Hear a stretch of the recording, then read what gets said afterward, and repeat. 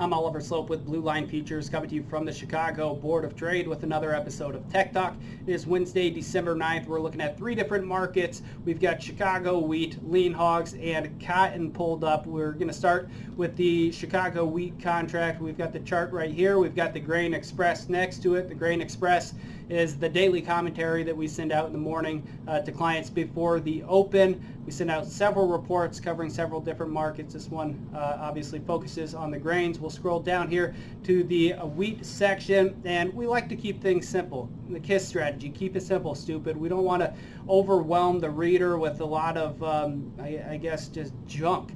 We want to put out some actionable ideas and keep it short and sweet.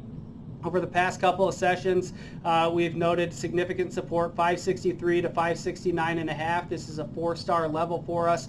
4-star is the most significant support and resistance levels we can get. So these are the most meaningful, and we're really looking for those to hold. This 563.5 or 563 to 569.5 represents a 50% retracement, or basically the middle of the range from the contract lows back here in June to the contract highs here in October. There was also a breakout point from that quarterly stocks report back on September 30th. So we back tested that and held it. And in this morning's report, and really over the past couple of sessions, we talked about this being a place for shorts to reduce and for longs to venture into the market. If given the opportunity, we would be looking to resell into the mid 580s. And that's exactly what we got today. We got the rebound into the mid 580s. Now, how aggressive do you get on the sell side?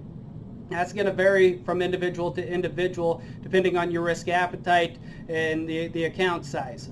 For us, we're kind of just cautiously stepping in, especially knowing that we've got a USDA report tomorrow, and we really want to be ready, willing, and able to add if we get upwards towards the top end of this 4-star resistance pocket, 585.5 to 592.5. Now, where does that come from? Well, that would mark lower highs. You can tell here from the top, we've been marking lower highs and lower lows. This high here on December 2nd, about 592.5. So that's going to be the line that we want to see defended on a closing basis. A break and close out above that would negate our bearish thesis or mute it, at least for the time being, and we'd look for a new trade. We'd take our medicine and move on. Again, it's okay to be wrong. It's just a matter of how long you stay wrong. Now, moving over to lean hogs, it has been choppy, and we've been writing about this in our daily reports as well, that it seems to be one of the more erratic markets.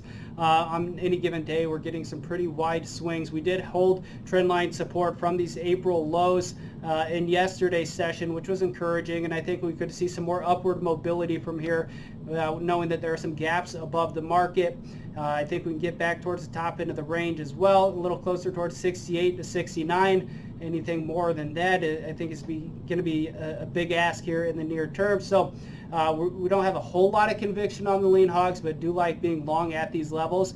We'd be ready, willing, and able to buy if we got a little bit of a pullback back to this trend line as well. Break and close below the trend line. We're taking our medicine and we're moving on, waiting for another setup to come our way.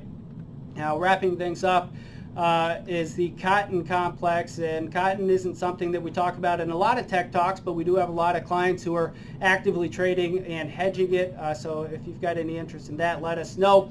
We're right up here against significant resistance. We poked out above it, maybe a little bit of a stop hunt, so to speak, backed off yesterday, held trendline support today, and again, we're just right at this point where it's a make or break area. If we failed to get out above this 74 handle with any sort of conviction, you could start to see a little bit of long liquidation come back, fill these gaps in this breakout point here from the beginning of October 5th, which comes in closer to 67.